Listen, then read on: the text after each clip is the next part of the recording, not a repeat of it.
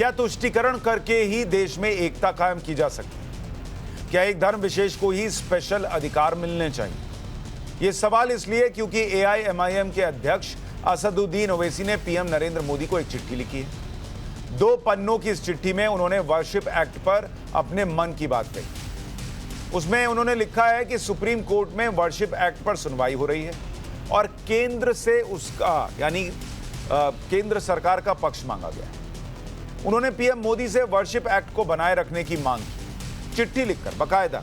जो ओवैसी कहते थे कि एक और मस्जिद शहीद नहीं होने देंगे, अब वो हाथ जोड़े चिट्ठी लिख रहे हैं प्रधानमंत्री नरेंद्र मोदी को कि सुनिए जरा इसको देखिए, ये चिट्ठी जो है वो कह रही है कि 91 के वर्शिप एक्ट को बचा लीजिए। असदुद्दीन ओवैसी इसी चिट्ठी में आगे लिख रहे हैं कि प्लेसेस ऑफ वर्शिप एक्ट को संसद ने बनाया था। इस कानून में कहा गया था कि जो पूजा स्थल जैसा है वो वैसा ही रहे, उसमें कोई बदलाव न किया जाए ताकि स्वतंत्र भारत धार्मिक विवाद में फंसने से बचे। उन्होंने कहा कि संसद ने 15 अगस्त 1947 से यह कानून बनाया ताकि जो धार्मिक स्थल जैसे हैं वो वैसे ही रहें और इससे धार्मिकता को लेकर लोगों के बीच विवाद ना। कानून को न केवल राज्य का बल्कि इस देश के हर नागरिक का एक सकारात्मक दायित्व माना गया था। अब ओवैसी को यह चिट्ठी क्यों लिखनी पड़ी? दरअसल सुप्रीम कोर्ट में प्लेसेस ऑफ वर्शिप एक्ट की वैधानिकता को चुनौती दी गई और इस कानून के खिलाफ याचिकाओं पर पिछले हफ्ते सुप्रीम कोर्ट में सुनवाई हुई। सुप्रीम कोर्ट ने केंद्र सरकार को नोटिस देकर 2 हफ्ते में यानी 31 अक्टूबर तक जवाब मांगा। सुप्रीम कोर्ट 14 नवंबर को इस मामले की सुनवाई करेगा। कोर्ट में सॉलिसिटर जनरल तुषार मेहता ने बताया कि सरकार इस पर विचार कर रही है कि क्या जवाब देना है। सुप्रीम कोर्ट में प्लेसेस ऑफ वर्शिप एक्ट को चुनौती देने वाली याचिका पर सुनवाई शुरू हो चुकी है। पिछले हफ्ते सुप्रीम कोर्ट में इस पर बहस भी हुई, जिसमें राम मंदिर केस का जिक्र हुआ। जमीयत उलमाए हिंद की तरफ से पेश हुए वकील ने अयोध्या केस में 5 जजेस के फैसले का हवाला दिया और कहा कि 1991 के कानून का जिक्र वहां भी हुआ था और इसलिए इसकी अनदेखी नहीं की जाती। कोर्ट ने सॉलिसिटर जनरल तुषार मेहता से पूछा कि आपका इस पर क्या कहना है? क्या अयोध्या केस के फैसले में वर्शिप एक्ट कवर हुआ था या नहीं हुआ था? इस पर सॉलिसिटर जनरल तुषार मेहता ने कहा कि अयोध्या केस का जिक्र यहां उचित नहीं है क्योंकि जजमेंट में प्लेसेस ऑफ वर्शिप एक्ट पर टिप्पणी एक अलग संदर्भ में थी। एसजी ने कहा कि मुझे नहीं पता कि यह किस पक्ष की मदद करेगा, लेकिन आपने मुझसे मेरा व्यक्तिगत विचार पूछा है, इसे इस तरफ या उस तरफ से रंगा नहीं जा सकता। कोर्ट में बहस के दौरान जो अयोध्या केस का जिक्र हुआ और सॉलिसिटर जनरल ने जो टिप्पणी की वो बहुत अहम थी क्योंकि सॉलिसिटर जनरल कोर्ट में केंद्र का पक्ष रख रहे थे, इसलिए माना जा रहा है कि उन्होंने जो टिप्पणी की उसमें एक तरह से केंद्र का स्टैंड भी हो सकता है। टिप्पणी के जरिए कुछ संकेत दे दिए गए कि एक्ट में बदलाव या एक्ट खत्म करने के शुरुआती संकेत हैं। क्या ये सरकार नहीं मानती कि वर्शिप एक्ट को छुआ नहीं जा सकता? वर्शिप एक्ट से बदलाव या एक्ट खत्म करने का विरोध भी नहीं करेगी सरकार, ये भी लोग मान रहे हैं। वर्शिप एक्ट पर किसी और केस की टिप्पणी का असर नहीं है और हर केस में वर्शिप एक्ट लागू हो, ये सरकार नहीं मानती। तो देश में एकता कायम रहे इसलिए असदुद्दीन ओवैसी का ध्यान वर्शिप एक्ट पर तो है। हालांकि लोग ये भी पूछ रहे हैं कि अगर ये एक्ट इतना मजबूत है, संविधान के हिसाब से है, तो पीएम से चिट्ठी लिखकर गुहार लगाने की क्या जरूरत है? फिर तो ये सुप्रीम कोर्ट में खुद ही टिक जाएगा। लेकिन ओवैसी साहब को चिट्ठी लिखनी पड़ गई और उधर तेलंगाना में उनके समर्थन वाली सरकार में हिंदुओं के साथ जो भेदभाव हो रहा है वो उन्हें नहीं दिख रहा। तेलंगाना में धर्म के आधार पर भेदभाव और मुस्लिम तुष्टीकरण का बड़ा मामला सामने आया है। 16 अक्टूबर को तेलंगाना राज्य लोक सेवा ग्रुप 1 की परीक्षा थी। आदिलाबाद के विद्यार्थी जूनियर एंड डिग्री कॉलेज में परीक्षा सेंटर बनाया गया। यहां परीक्षा सेंटर में एंट्री से पहले हिंदू महिलाओं से मंगलसूत्र, चूड़ी, पायल सब उतारवा लिया गया, लेकिन बुर्का पहनी मुस्लिम महिलाओं की जांच तक नहीं हुई, है कहा जा रहा है। देश से अलगाववादी सोच रखने वाली यह खबर बिहार से भी आई। यह तस्वीर आपको दिखा रहा हूं जहां पर किस तरह से जांच हुई है वो आपको दिख रहा था। अब बिहार की खबर।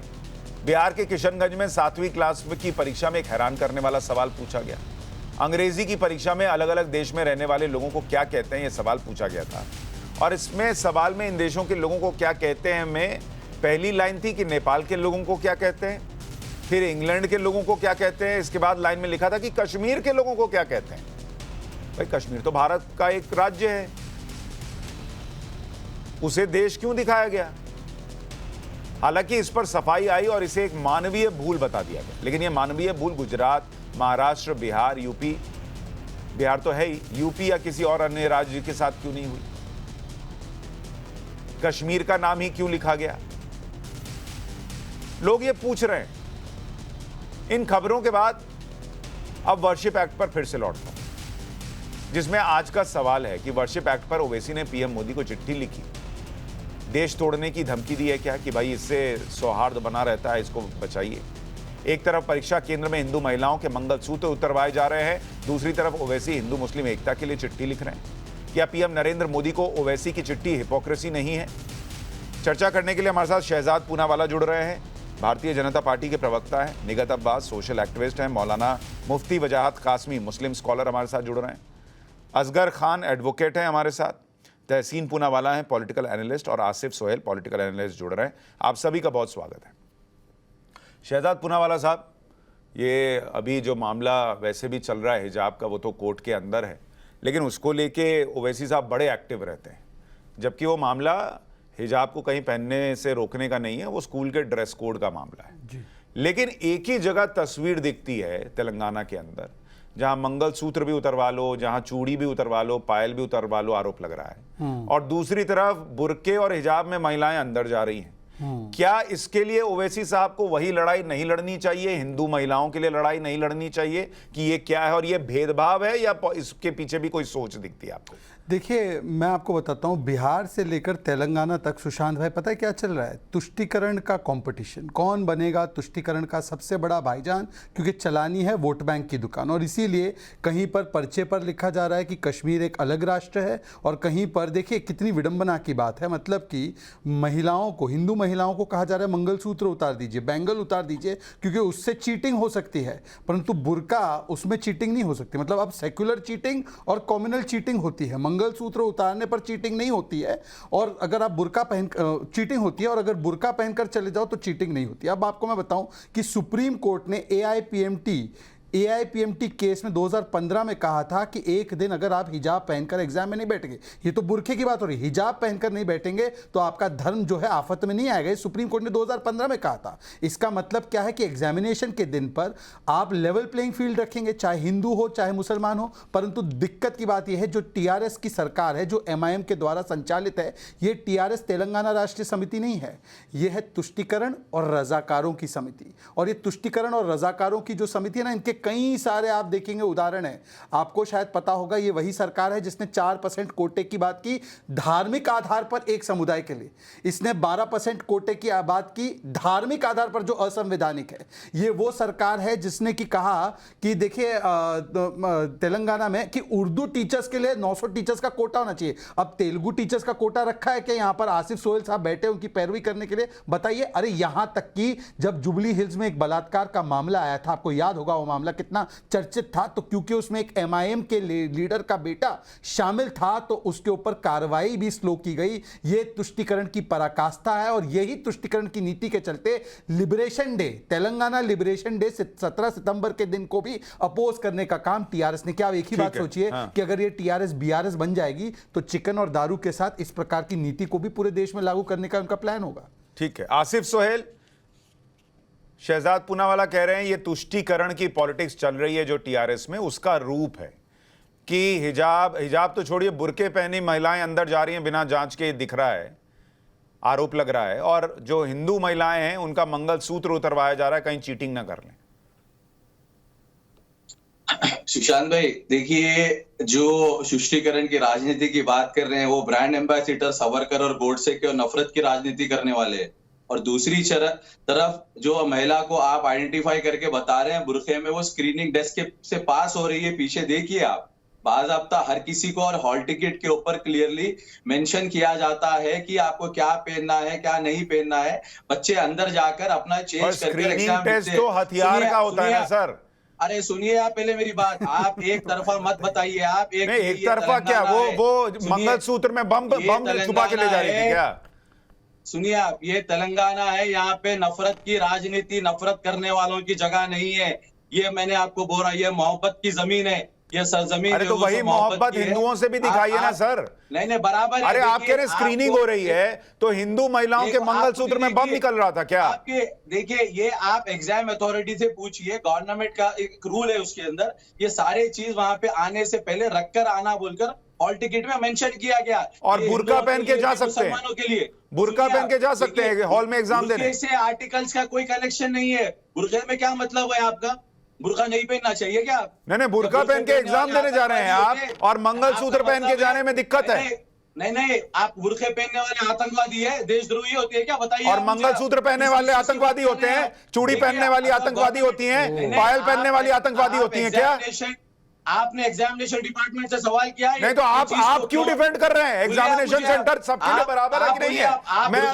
मैं सुन लिया आपको बुर्का को आप डिफेंड कर रहे हैं, और हिंदू महिलाओं के जो मंगलसूत्र है उसमें आपको दिक्कत है कि वो रखवा लेना चाहिए, वहां नियम है, और बुर्के के लिए नियम नहीं है। ठीक है, मैंने आपका पॉइंट लिया, बाकियों से सुनिए। मेरी बात सुनिए। मैं बराबर मेरे हिंदू बहनों के लिए भी मैंने इससे पहले रिप्रेजेंटेशन दिया है। मैं तो कह रहा हूं इस पर सवाल उठाइए। वो लोग बुर्के को डिफेंड कर रहे हैं, मैं बुर्के पे तो सवाल नहीं उठा रहा। बराबर करूंगा, मैं जब तक जिंदा हूं बुर्के के लिए अपना डिफेंड बराबर रखूंगा। तो वहां जाके लड़ूंगा भी बराबर में। एक मिनट में आ रहा हूं निगत अब्बास, आपके पास भी शहजाद छोटे में कुछ बोलना चाह रहा। अभी बस टाइम्स नाउ की ही कवरेज देख रहा था, वहां पे उदय कुमार रेड्डी एसपी आदिलाबाद के, उन्होंने भी माना कि ये जो हो रहा है गलत हो रहा है। मैं आज से इतना पूछना चाहता हूं कि लॉजिकली एक बात बता दे, कॉपिंग करना है, चीटिंग करना है तो धागा बांधा हुआ व्यक्ति धागे से कॉपिंग कर सकता है, मंगलसूत्र से कॉपिंग होगी, या एक बड़ा कपड़ा हो उसके अंदर चिट लेकर जाई जा सकती है? भाई ये लॉजिकल बात है। मैं सिर्फ इतना पूछ रहा हूं आपसे कि ये कैसी वन आइड सेकुलरिज्म है कि आप हिंदू शादीशुदा महिला को तो कहेंगे कि तुम अपना मंगलसूत्र उतार दो जो कि उसका धार्मिक अधिकार है, उसका जो धागा जो कि उसका धार्मिक अधिकार है, परंतु बुर्खा पहनने वाली जो है उसको कहेंगे कि नहीं आप तो चले जाइए, आपको कोई उतारने की जरूरत नहीं। अगर होना चाहिए तो दोनों के लिए समान हो, या दोनों को अलाउ। ठीक है निगत अब्बास, क्या इसमें समानता का मसला है? क्या इसमें किसी एक को प्रेफरेंस देने, उसको ऊपर रखने का मामला है? आपके हिसाब से क्या है? मेरे हिसाब से तो ये है कि तेलंगाना में जो ये हुआ है ना, इसके बाद देखकर कहीं ना कहीं ये लग रहा है कि अब पाकिस्तान में भी भले ही दिखावे के लिए, लेकिन पाकिस्तान में भी हिंदू औरतों की स्थिति तेलंगाना में जो हुआ उससे बहुत ज्यादा बेहतर होगी। वहां पे भी दिखाने के लिए हिंदू महिलाओं की इज्जत होती होगी, क्योंकि अब मैं जानना चाहती हूं कि ये लोग जो कहा करते थे कि हिंदुस्तान में मुसलमान सुरक्षित नहीं है, वो कहां है जहां एक तरीके से हिंदू महिलाओं की इज्जत उतारी गई। आज गहने उतारे गए हैं, कल ये कपड़े उतारने पर पहुंच जाएंगे, क्योंकि इन्हें लगेगा कि हिंदू औरतों ने कहीं पर्ची छुपा रखी है, कहीं फर्रा छुपा रखा है, लेकिन बुरखे वालियों ने कहीं पर कुछ नहीं छुपाया।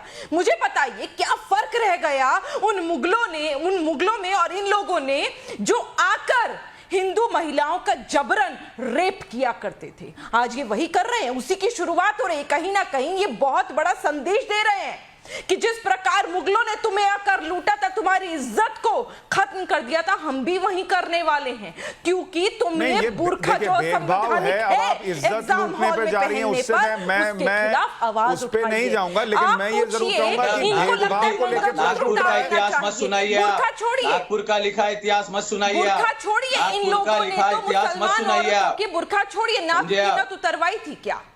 वो क्योंकि कई मुसलमान औरतों के लिए सुहाग की निशानी होती है, उसे नहीं उतरवाया। लेकिन मंगलसूत्र में फर्रा है, पायल में फर्रा है, बिछुओं में फर्रा है, लेकिन इतना बड़ा हिजाब और बुर्खा पहना है, उसमें कोई ऐसी पर्ची नहीं है जिससे वहां से लोग औरतें चिट्ठी निकालकर चीटिंग कर सकती हैं।